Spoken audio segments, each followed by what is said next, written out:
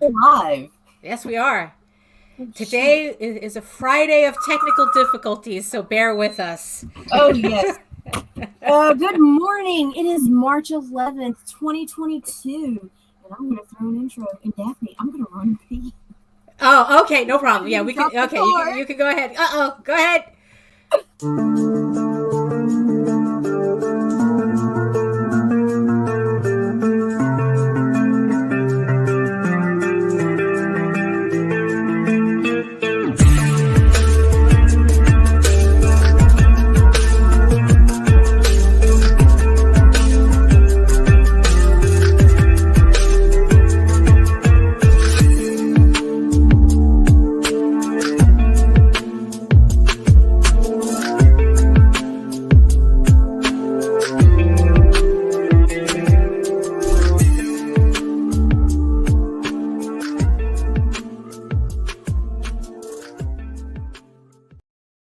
Oh no, hold on. Now I gotta find I everything. got it. I got it. I got You it. got it.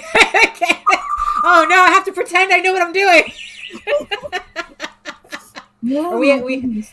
Oh my goodness. Yeah, I know. It's yeah. So it's Friday. Hello, everybody.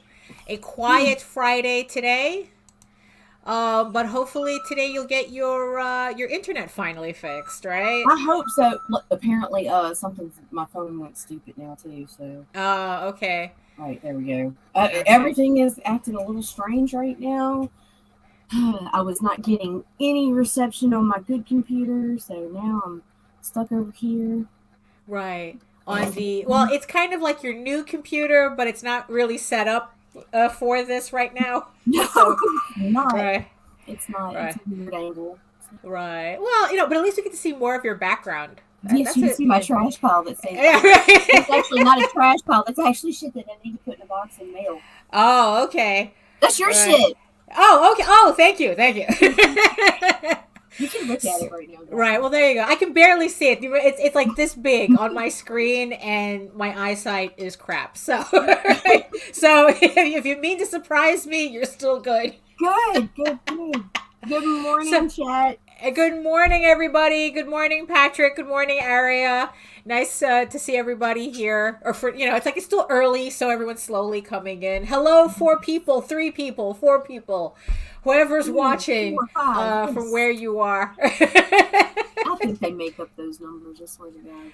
Oh, I don't know. It's Because like you'll get off here, you'll have a four in the corner the whole time, and then you get off and you had like 27 views, and it's like, right. that's weird.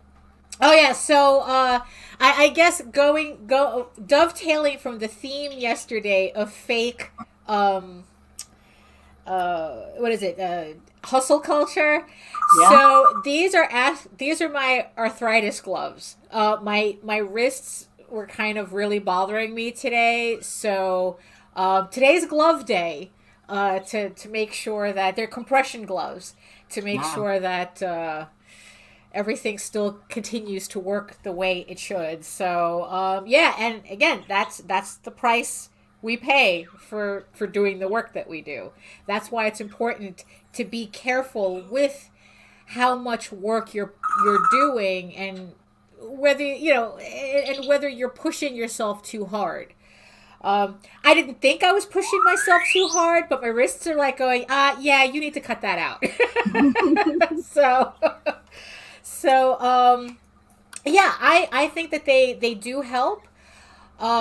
If you want later, I can give the link Okay. to Nita, and she could put the gloves in the show I'll notes. put them in the. I'll put No, no, everything in it's the show right. notes. So because we're all about helping all the artists here, all the creators here. So you two can have our not sponsored Arthritis arthritis gloves gloves and fireproof storage to get bins. your yeah. So I guess let's get the intros going. Good morning and hello, everyone. My name is Daphne Lage, and I'm a cartoonist, illustrator, and comic book artist from New York.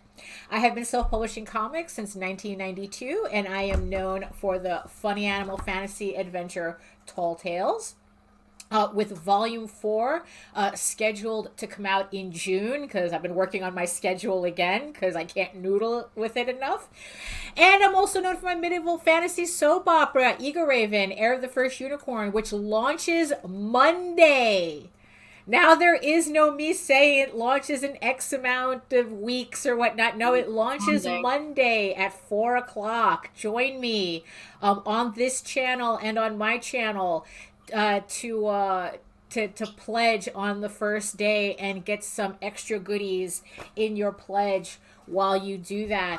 But in the meantime, you can read both my comics online at talltalesonline.com and egoworks.com, EGOWRKS.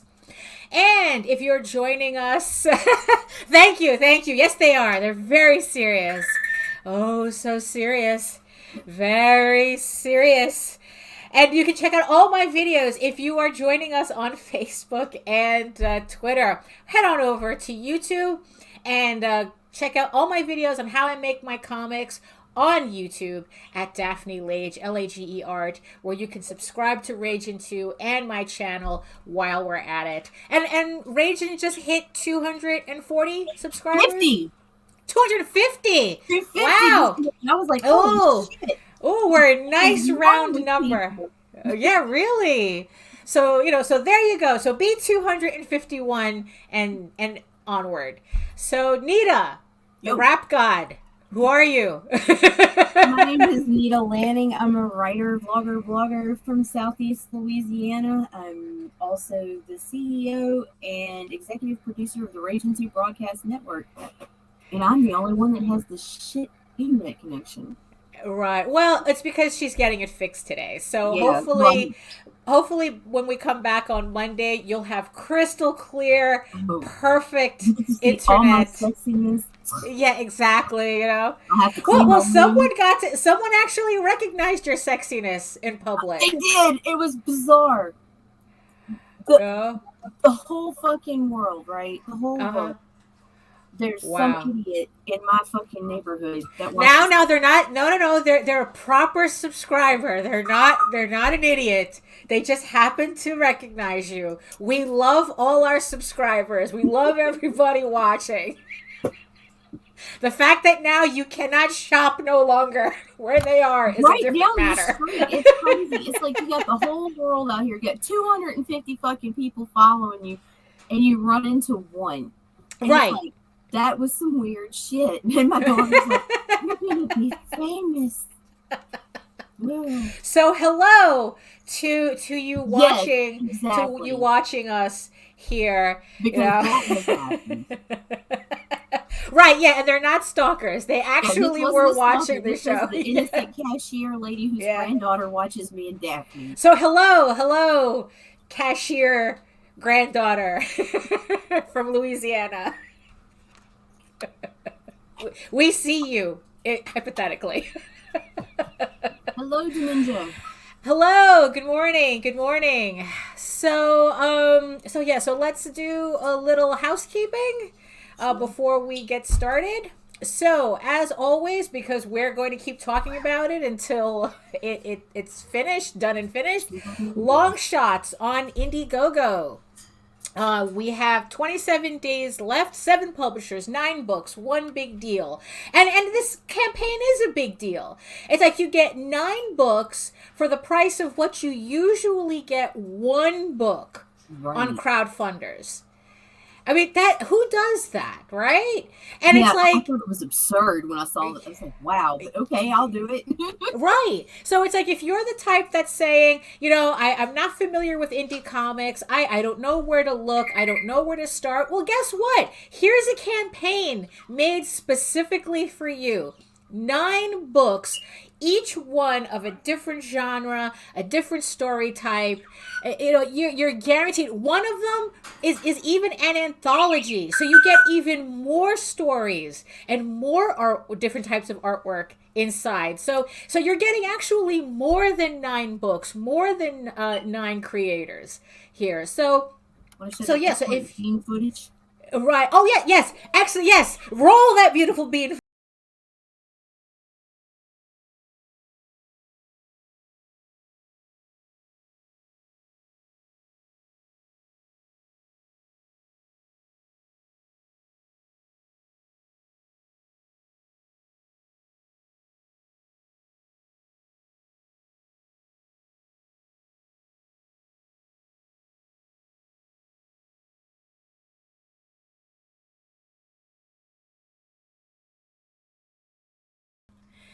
Yes. So you cannot get this, support this campaign and say that, you know, I can't find anything. You will find something to enjoy in this campaign, something for your friends to enjoy, something for your family to enjoy.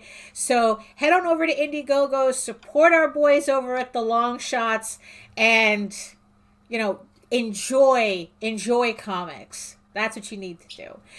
Next one, speaking of enjoying comics, the Oswald Chronicles, J.D. Calderon's magnum opus, is back on Kickstarter with another story arc for you to enjoy. If you're not familiar with the Oswald Chronicles, this is the first and second issue of a new story arc, so you can jump on this campaign and read a story from the very beginning. But you can also get the very first Oswald story available on this campaign as well. So there is no missing out or on any story for the Oswald Chronicles. So check that out on Kickstarter. It launches March 21st. So right now it's a pre-launch page you can sign up to so that you get notified when the campaign goes live.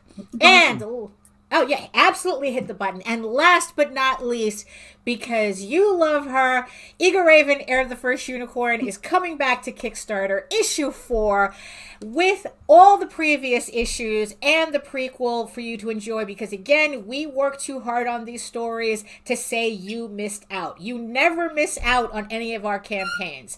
If this is the first time you're hearing about it, all the issues are available in very convenient catch-up levels. So you're not missing a thing.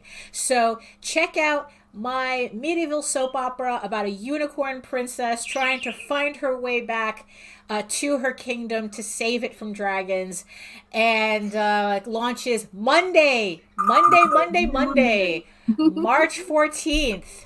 And really, it's like every time I launch this thing, it's like the first time. So yeah, so I'm all nervous about that, which explains why I'm noodling with my schedule again, because that's what I do. I start nervous ticking all over my stuff. Rearrange some furniture again. Yeah. So do you have any housekeeping on your end? Monday morning, you guys need to tune in, because not only will we have Glenn Fleming as a guest, we will also be announcing a new show. Oh, look at that. Man, it's like, it's kind of like, it really is like growing a garden. Meredith planted the seeds, and we were left to cultivate and till that soil and water, and now it's zucchinis everywhere. It's going to be zucchini for the rest of the year. Everywhere. Good morning, Joe. Good morning, Ted. Good morning. So yeah, that's exciting that we're adding another show. That's actually, if you count your art stream. Oh, well, that's true too. Yes. So if you missed our stream yesterday, we are tweaking our schedule. So instead of me and Nita being on here harassing everybody with our demotivational motivations for 5 days a week, we're cutting down to Monday and Fridays. So we're going to be starting your week and ending your week, as Aria said, like a threat. So we'll be back. So we're going to be doing Monday and Friday instead of the 5 days. But I will be back with my own art live stream, bringing it back from the dead on Wednesdays at 4 o'clock. Oh, into a rock opera. Oh, my goodness. Oh, you know what? It's like, that's probably not a good question to ask me now, because it's like I'm addicted to the Xanadu soundtrack right now. Oh, gosh. And I just have way too many visuals, so it's, I don't know, how does Olivia Newton-John and ELO sound to you? So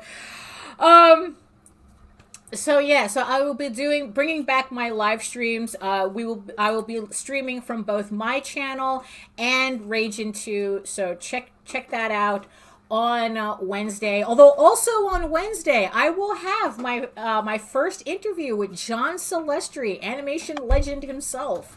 So that will be at 3 o'clock. So I might have to adjust my live stream time slightly, depending on how much we go over. But because I am not going to cancel an interview with John Celestri, so absolutely not. So I am looking forward to that, and I hope you all are looking forward to that too, because really, it's like how many times do I get to be interviewed by an animation legend on one of my favorite cartoons, right? So yeah, so he created Boba Fett, he made Boba Fett canon. It's how can you say no to that? Also we will be on C's show on Dispatches from the Box. From Outside the Box on from Outside the Box Tuesday. So yeah, it's going, like I said, it's Kickstarter season. So why not? So it's Kickstarter season. So we're gonna have like a whole bunch of interviews lined up for this. So so we'll try to keep everybody notified of everything. So so I think that's everything, right? Yeah, we're there. Right. Oh, well, yeah, I guess if you're watching the show. But the thing is, though, they do make a lot of references to the holiday special, which John animated. So, as far as I'm concerned, that's all, John's Boba Fett is definitely canon. So, there you go. So Nita. Yo. Nita. So, kind of referencing yesterday with all the Kickstarters. Was it yesterday or the day before yesterday? Day before yesterday, we were talking about all the Kickstarters and Indiegogos that you support, right? Mm-hmm. Okay. So, what's a story trope or like a story theme that whenever you see a campaign that presses that button, even slightly, that you go, I have to have that. I have to have that.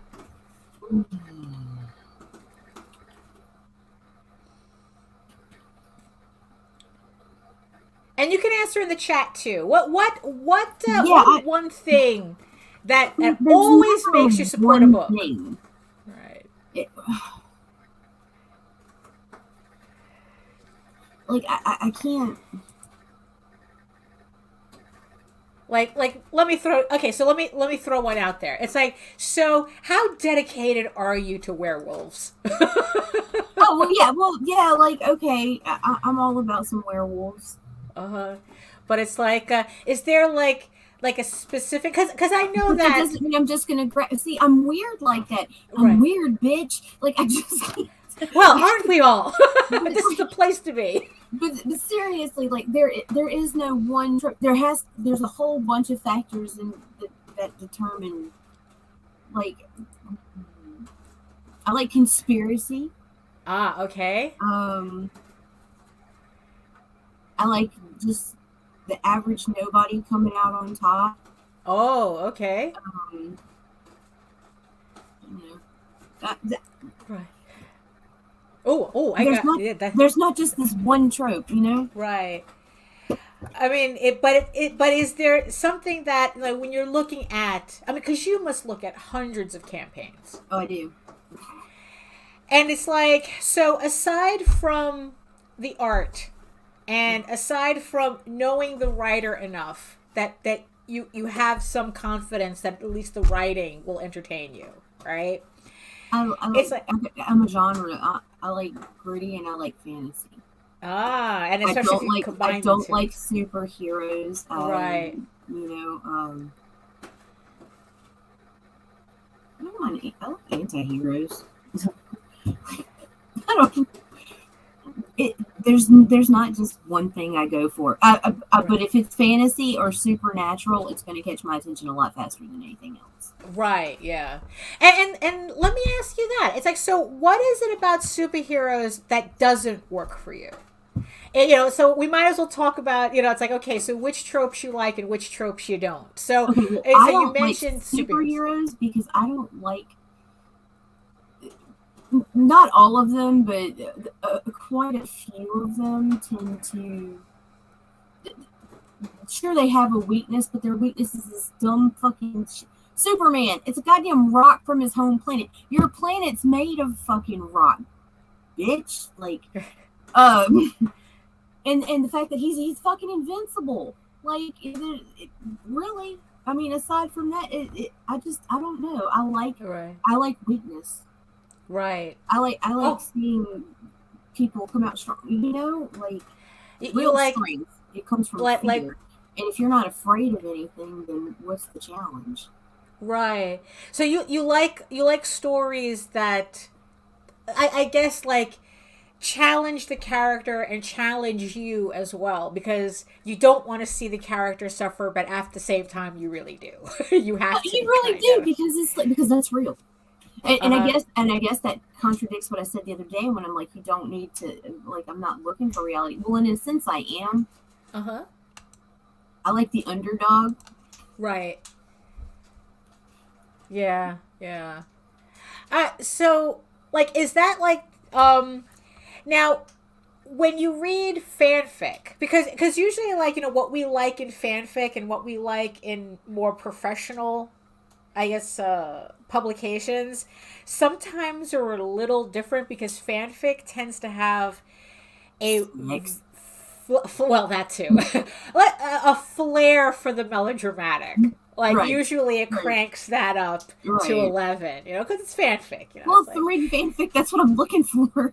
You're looking for the melodramatic in fanfic, but do you find that you sometimes look for that also in traditional media, or you kind of figure it's like, well, this serves one purpose, that serves another? I don't know. It depends. Like, I liked that in the manga Fruits Basket. Right. Oh, okay. But I wouldn't want to find that like in Death Note or right. it just right. Weird. You know, yeah, because I was like what is so the other day I was rereading my script for the 15 issues, just, you know, noodling with it. Hey, good morning.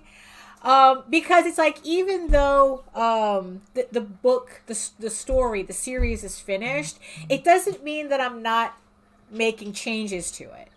Because it's like, there's always things I think, oh, I should do this, I should do that. And then I go to those, oh, well, that kind of, well, I guess that it must mean something that you're a fan of my work then, Joe. Yeah, and that's another thing. That irks me too. Just what?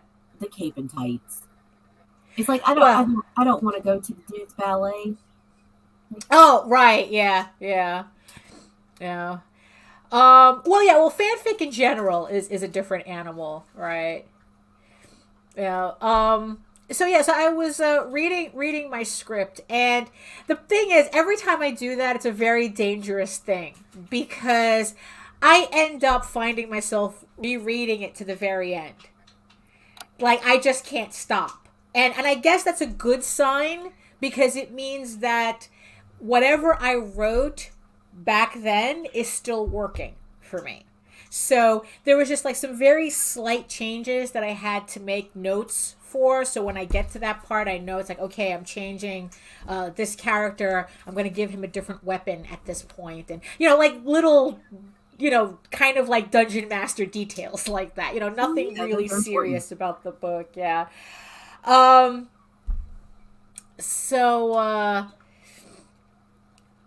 when I was like reading through it, I started thinking about, like, there's certain, that it turns out that there are like certain tropes that I really like playing with, even though for some strange reason I don't like them very much, like the trope itself, but then I'm laughing because I find myself using a variation of them in the book.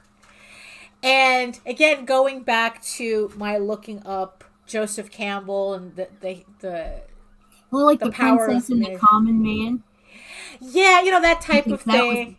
Right. Yeah. It's like, yeah, because there's just certain tropes that it's like, I'm just going, I'm squeezing that in there. you know.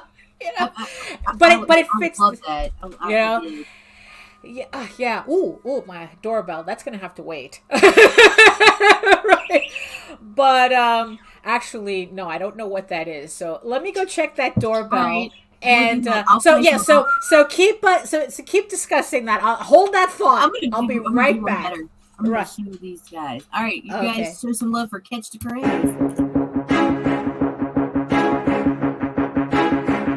It's Monty Moore. I'm a 30-year comics veteran in comics, games, and movies, and you've been watching one of my absolute favorite podcasts, Catch the Craze. You are watching Catch the Craze. What am I listening to? And you're listening to Catch the Craze. Where are all the indies at? A Catch the Craze podcast. What are you watching? I'm watching Catch the Craze. What are you going to do? Subscribe now to Catch the Craze, the #1 show online for independent. Have you subscribed to? You are an independent. Catch the craze. Making moves on your own. Catch the craze. On your grind in the streets. Catch the craze. Join the movement. Catch the craze. Hi, I am Joe D. McPhee. I am the host of From the Desk of a Small Press Publisher. And I want to cordially invite you to watch our show Saturdays at 9 p.m. Central Standard Time.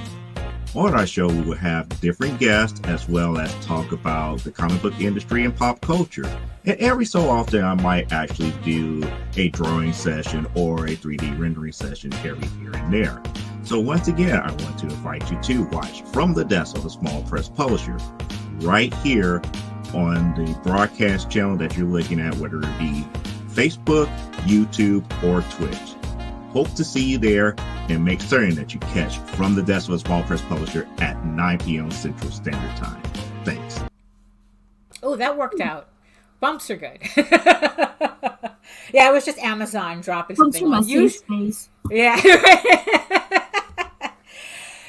So again, it's like, I was watching more about Joseph Campbell, The Power of Myth, Carl Jung. And they both kind of talk about a collective. Carl Jung talks about a collective consciousness where we share a collective memory ancestrally. That's why and Joseph Campbell talks about the same thing about how certain myths transcends culture.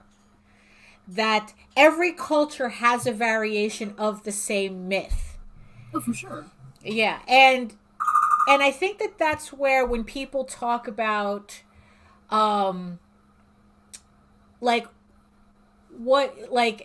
stories that everybody can enjoy, as opposed to, I guess, what they would say, oh, this story is like too political or too this or too like too specific. And and I was kind of like thinking about that in terms of like what tropes usually work and how they work. And like take Star Wars for instance. Like Star Wars is this all-encompassing myth that pretty much culturally everybody knows. Right? But if you talk about Star Wars in terms of the specificity, is that the word? I think that's the word. Of, oh, it's about space Nazis. Right. Then people go, oh, why are you bringing the political into it? Right. Even though the subtext is in the story. It's there already. Right. It's there already. But don't you point that out?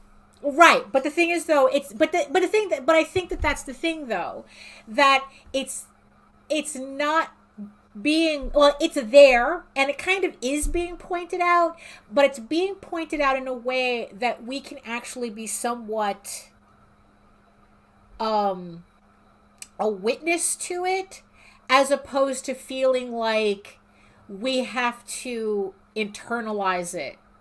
Does that make any sense? Yeah, I get it. So I was kind of thinking about that because it's there, but it's not so in your face. It feels like right.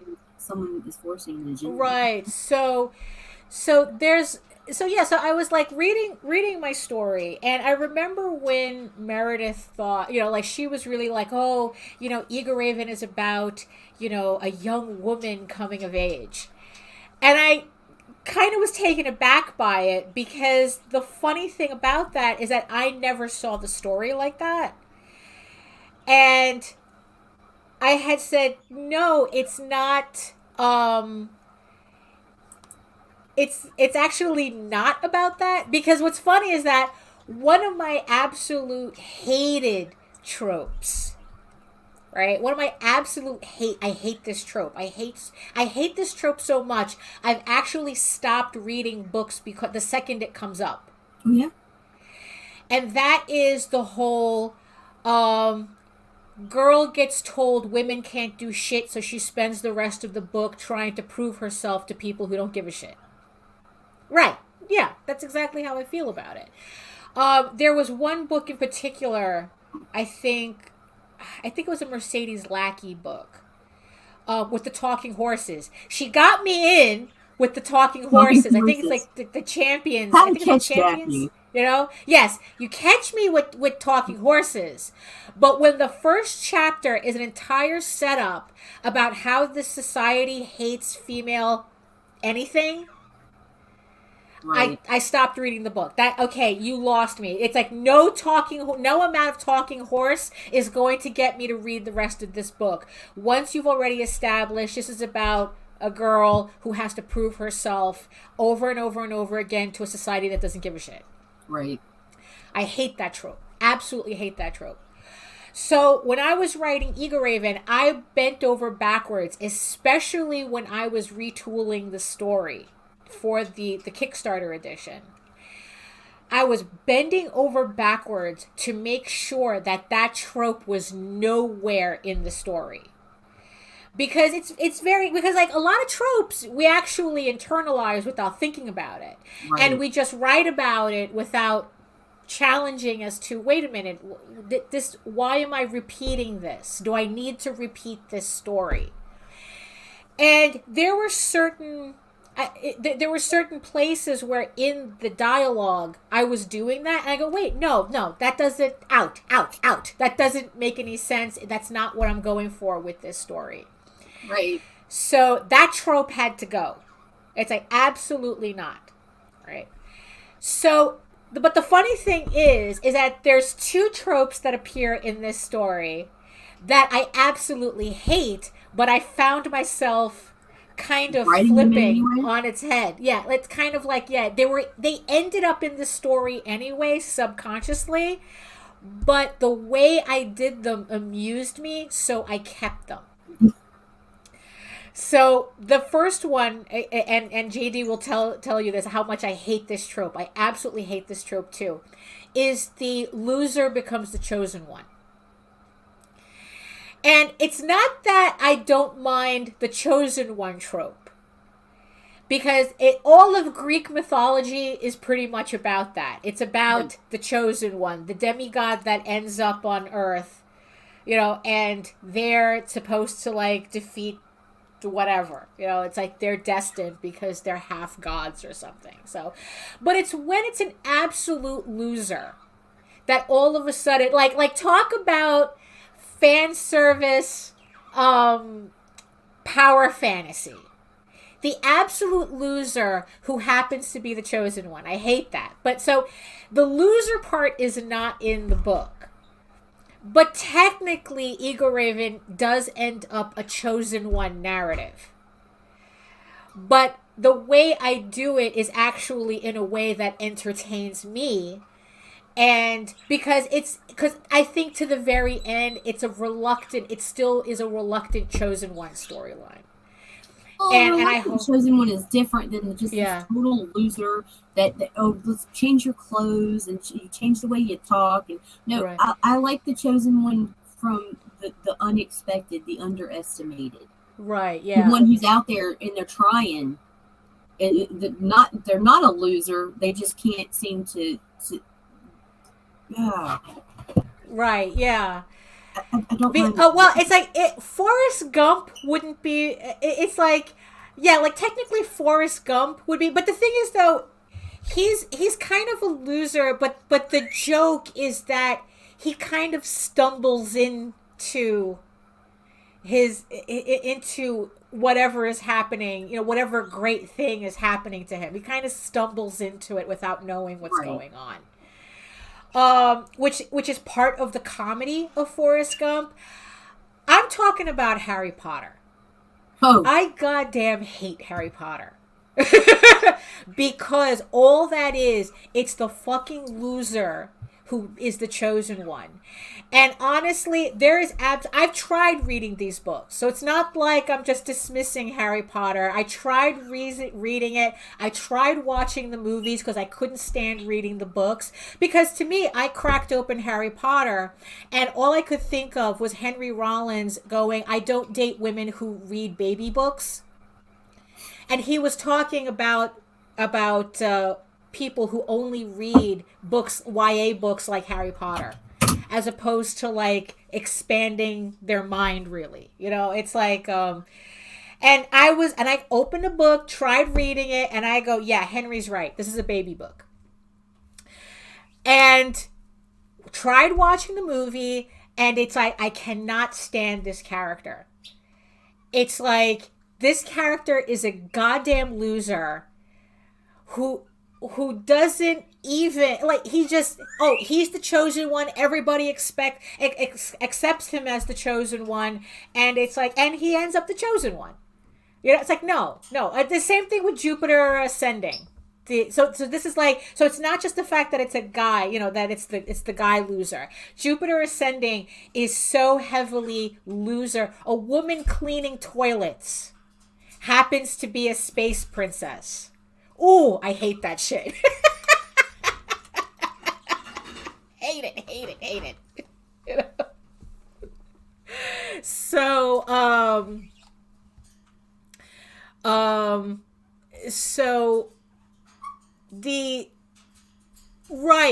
it's like, that's usually, it's like he goes, it's like Joe is saying the trope is a slippery slope. I think some people apply their own thoughts on gender upon tropes that it is character proves oneself to self.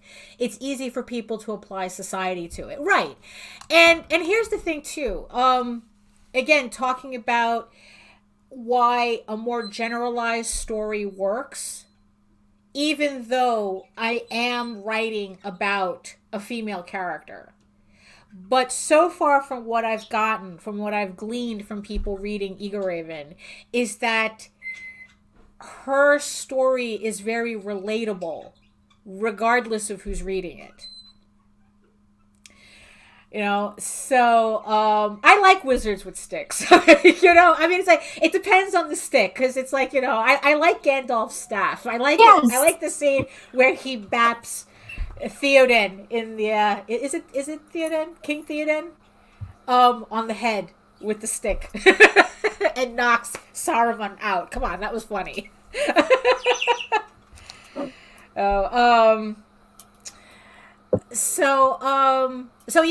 the other trope that I really hate, but I had to laugh because it turns out that I had a version of it in the story.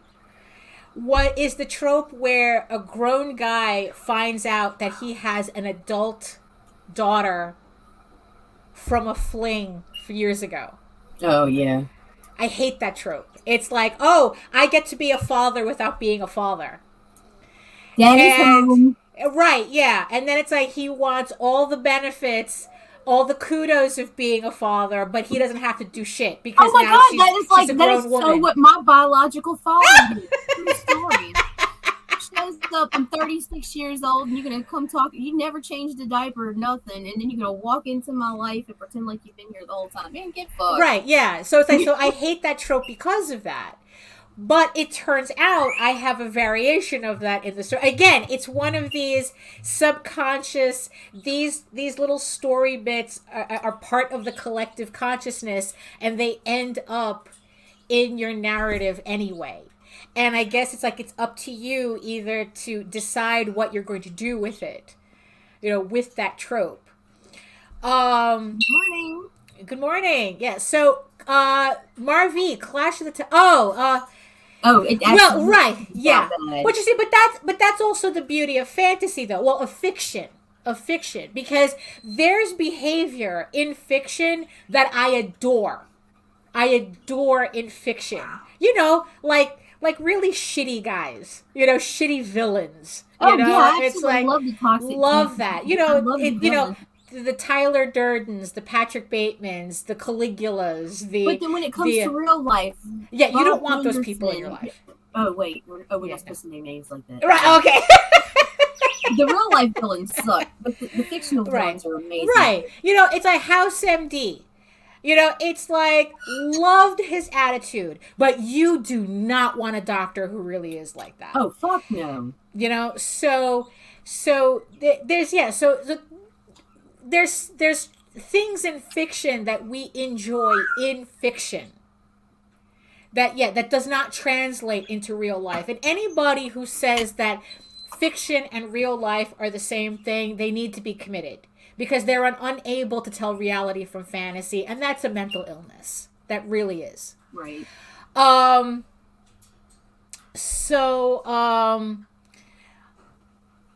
You know, so it was just funny seeing these tropes in my story.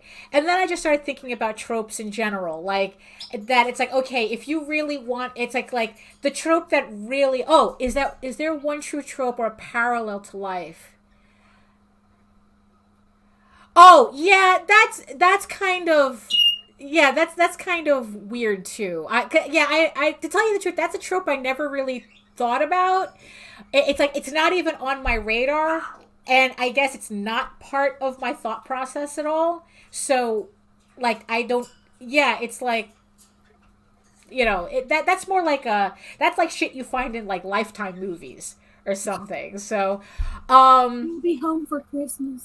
Right, yeah. It's like, are you my mommy? You know, type of thing. It's like, you know,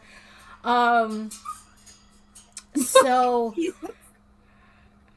like if we're talking about like all these crowdfunders, so we're talking about all these Kickstarters and all these crowdfunders, and it's like, so what attracts attention? And it's the story that everybody resonates with without being specific. Right. And I think that that's the reason why that there's this whole discussion about, you know, politics in media. And the funny thing is that there's always been politics in media. Even the comics that people claim that, or the movies that claim that there's no politics in it, it's all politics. There's politics in Tall Tales. Tall Tales is all politics. You know, it's when it becomes specific, right, that's where you start getting into, I don't want to say trouble, because it's narrative. It's a story. If you want to write a story that's specific, you know, that's you. You're doing you. You know, but usually what happens when you get too specific, people tend to hammer you on the head with their points. And that's the part that also, I guess, that people start to get really put off with a story, is that whole, not only is it specific that you can kind of lose being able to relate, but then on top of it, they're hammering you on the head with how they want you to think about a certain thing. And people don't like to be told what to do, just in general. People just don't, you know, it's like, so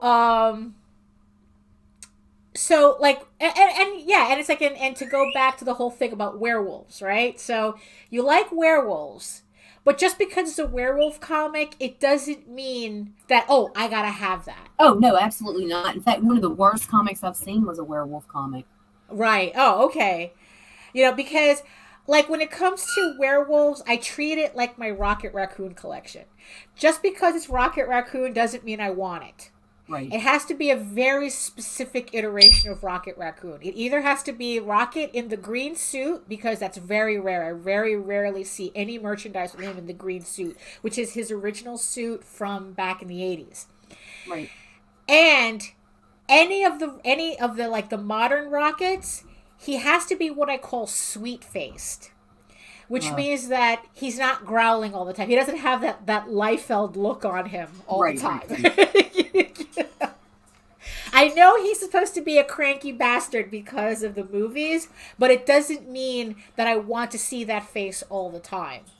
Right. You know, like JD got me this rocket bust, and this is kind of like an example of what I consider a sweet face, because he's not growling, he's not grouchy, he's just right. He's just looking nice, you know. It's like he's just he's just there, he's chilling. He's just there, right? He's chilling, you know. And well, actually, he's side eyeing somebody, so side eyes. He's not girl. Right? Yeah, exactly. You know, so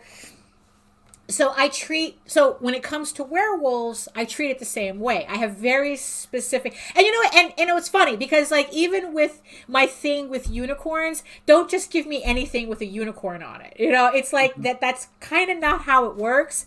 Although, yes, that's what I'm saying. That's why I was telling you it's so fucking complicated, because you can hold two things side by side and they can look so fucking similar, and one I'm gonna love and the other I'm gonna have it the same. Right? Yeah, exactly. Because like there were like two werewolf comics that I had picked up at the same time. One of them was Nightwolf. I'm not going to name the other one. There's 37 different werewolf comics anyway, so you know. So Nightwolf, what made me absolutely, you know, like enjoy Nightwolf was because that's the type of werewolf I like seeing. It's the hot guy turning into a werewolf as an option. Like, it's almost like I can turn into a furry at any time type of thing. Like, and that's the thing too, like the werewolf kind of has to have a really heavy furry vibe for me for it to work.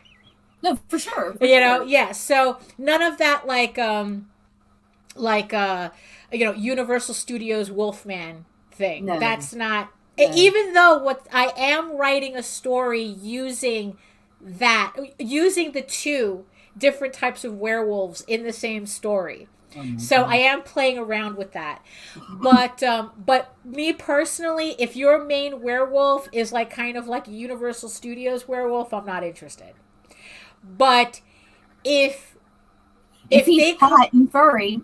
Right, if he's hot and furry, and it makes you kind of like wonder, could you stay like that? You know, it's like that's the type of werewolf story that I'm into, right? So the other werewolf, it was a werewolf story, but it leaned too much in the superhero. Yeah. So the werewolf was more like a costume rather than like a persona kind of, you know.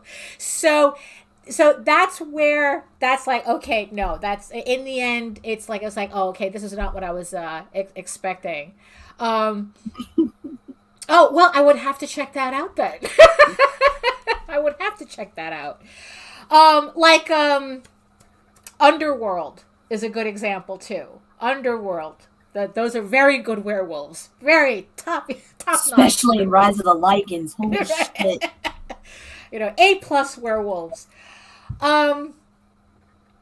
So there's that. So it's like, so even though I enjoy a trope, it doesn't mean that everything about that trope, that I'll take anything, right?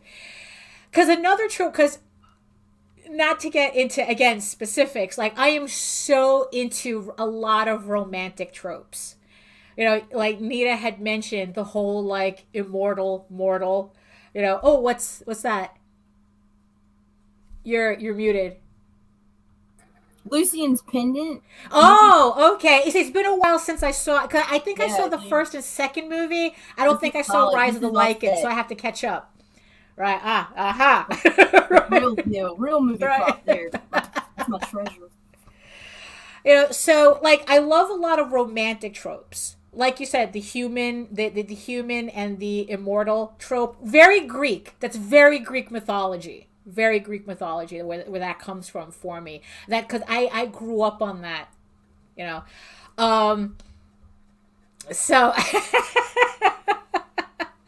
So, Yeah, duh. oh, best transformation scene. It's like, oh, what? Oh, no. That and, oh, the Red Riding Hood one from back then. The Company of Wolves. Oh, shit. Yeah, they have the best transformation scenes. I think the one from, oh, no, I'm thinking of, Werewolf in London. I think that was like American Tom Werewolf in Savina. London. American Werewolf in London. And that was I think that's before Tom CGI Savini. and shit. All Yeah. that was fucking slow makeup. I mean, Right. I think that was like Tom Savini who did the special effects for that. And that and In the Company of Wolves has the best transformation scenes. Me too. In the first and second, Right. they were too feline looking in my opinion. Okay. But what, in the third? They did take on a more canine appearance later. That's good. Right. Yeah. So I love also, the whole, a lot of romantic tropes that I love, but it doesn't, but you see, but the funny thing is it has to be in a very specific setting. I don't want you guys to love stories. You see, because that's the thing, because it's like, I'm not the type to read like Nicholas Sparks and shit, it's like the Notebook, really, I'm not interested in that type of stuff, but put that shit in a fantasy setting and I'll be like, I'll be like, huh. Ooh. I'll be like that. What's wrong with me? I'm the same way. So the tropes again have to be very, very specific, or at least have to be in a very specific setting for it to work for me. So like the one that okay, all right, because I was like, I'm trying to remember. I mean, Savini was doing so much back then, like the one that always gets me, and what's funny is that I have a favorite novel series that I'm collecting because it has this exact trope in it, that it's like, it has the couple in it. They're madly in love, but for some reason they can do everything but tell each other I love you. Rick Baker. Oh, Rick Baker. Yes, that's who I was trying to remember. Yes. So that's a trope that always gets me. It's always, because it's like, you see, I love watching them struggle to not say it to each other.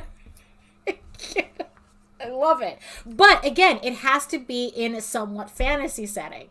So in the story series, the Southern Gothic series, it's about a monster hunter from Texas and his vampire assistant. And they're in love with each other, right? They do everything, but for some reason, they cannot tell each other that they love each other. But they're inseparable. I mean, it just gets me all in my feels when I'm reading it.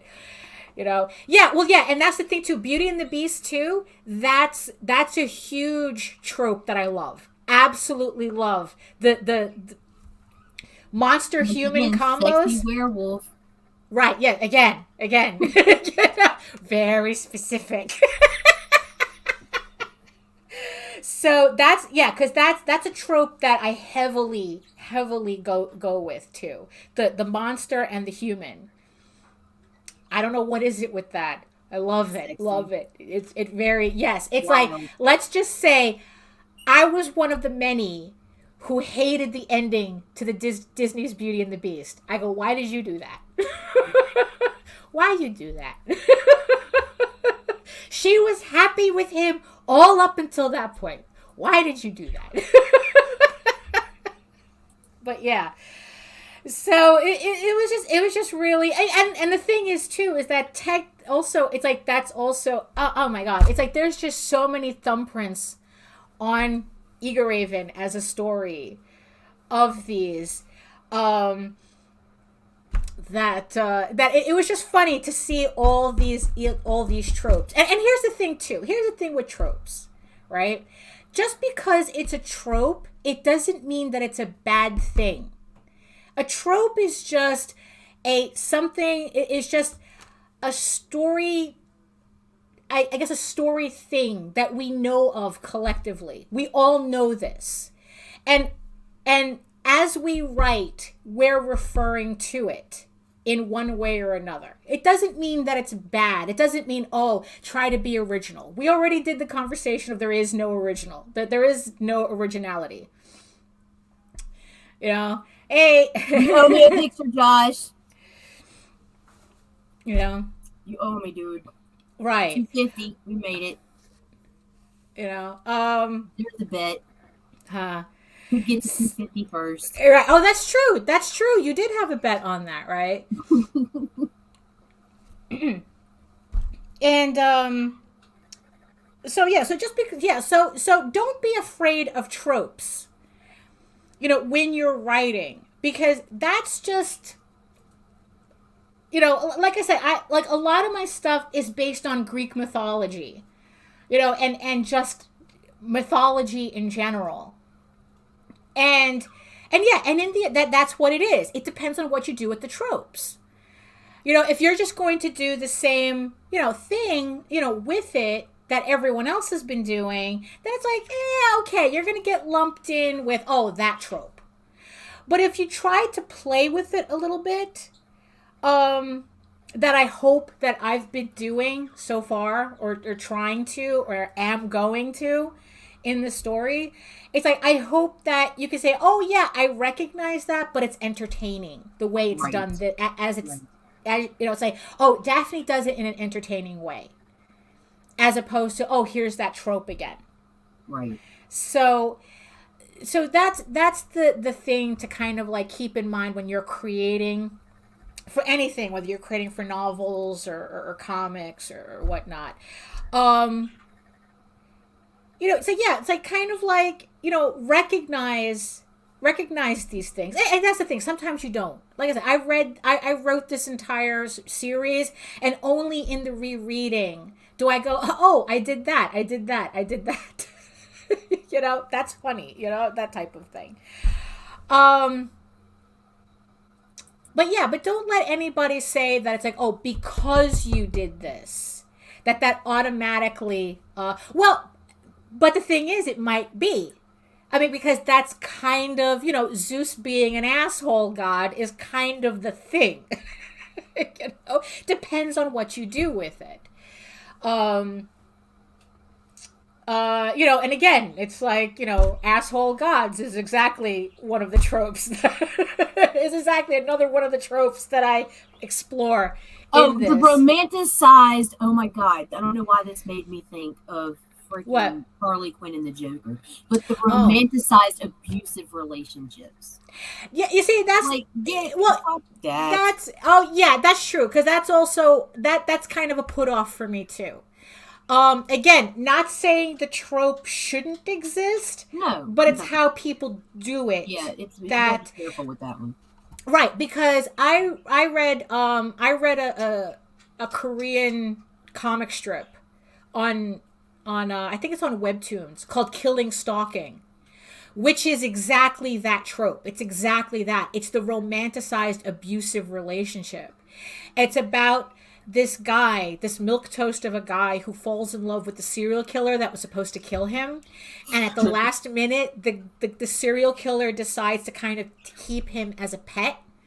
And the guy ends up falling in love with him. And it's kind of a weird Stockholm syndrome thing, but at the same time, it's kind of related to his past. It turns out that he knew the guy from school, and he had a crush on him then, but it just turns out he's a serial killer. You know? So, and that story had me riveted. But the thing is, though, is that neither of these characters were likable. There were no characters in this series that were likable. Like, the guy who's supposed to be the main character, it's like, nah, screw you. It's like, no, you suck too. You both suck. But it's what the author did with it. The person who did the strip did with it. That just like, I was like constantly coming back to like, to read this story. You know, yeah, it's like Harley Quinn and the Joker. Nah, you couldn't pay me. You couldn't pay me to like that story. But this Killing Stalking, it's like I was there. So again, it's like it depends on what's done with the trope. So there's no such thing as a bad trope, just bad usage. Right. Okay. So I guess I figured out how to fill out the hour.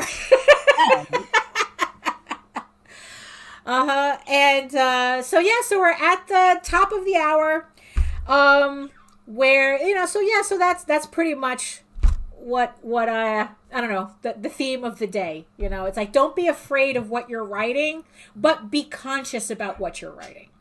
Right.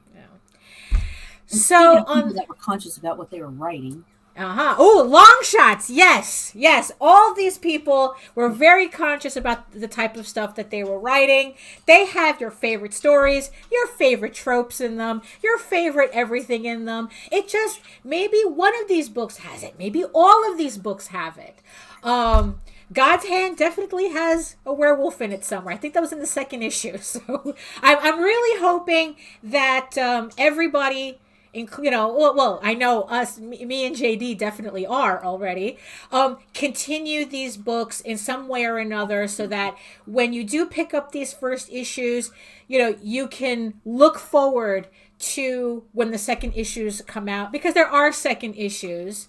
It's just that we're going to have to just figure out individual ways of putting them out. But in the meantime, support LONGSHOTS on Indiegogo. 9 books that you're going to find something in here you like. You're going to find in everything something that you like. And it's the best deal on crowdfunding right now. So check out Indiegogo. And again, the Oswald Chronicles. Launching on Kickstarter March 21st. Sign up on the launch page right now so you get notified when it goes live. And last but not least, Egoraven, Heir of the First Unicorn, launches Monday at 4 o'clock. Join me on this channel, on the Ragin channel, on my channel at Daphne Lage Art, where we can launch it. And we do have PDF. Are you going to do anything fun? You got any incentives? Are you going to do it live? I'm going to have, I think like for maybe the first 50 people, they get some special extras. If they join, if they do a physical pledge on like, just the first 50 people. I have to put it together. I will be showing them off on the stream. Nice. So but I have some cute little things that I think people will enjoy getting with their pledge for the first 50-ish people. So so join us at 4 o'clock for the launch party for Egoraven, Heir of the First Unicorn. So and if you have any questions, any comments, any ideas for anything, a topic you want us to talk about, email Nita at raginabc@gmail.com, and we'll see what we can do. Now it's like we have Mondays and Fridays to think about stuff, so there we go. So if we don't answer it on Monday, we'll most likely answer it on Friday. And so that's so you want to put up the new schedule card too, just to show everybody? Sure. Yeah, so this is our updated schedule card.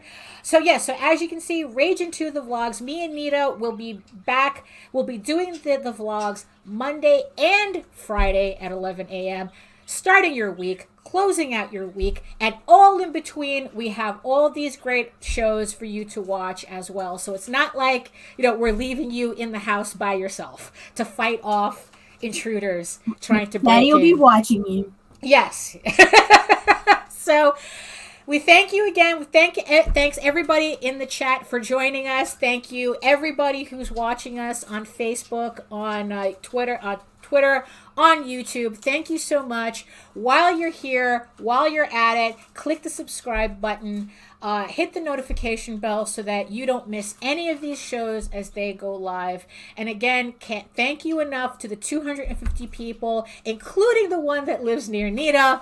Right. Thank you for including subscribing. My cashier's granddaughter. Right, exactly. Thank you for subscribing. Thank you for watching. We hope we entertain you as best as we can while giving you some creative knowledge for you to use in your own endeavors, whatever it may be. So remember, as always, eat your food, stay moisturized, mind your business, and do the work, because when you actually do the work, you never have to fake your accomplishments. And Nita, any last words from the rap god? Yeah, hit the button. Hit the button. Just do it.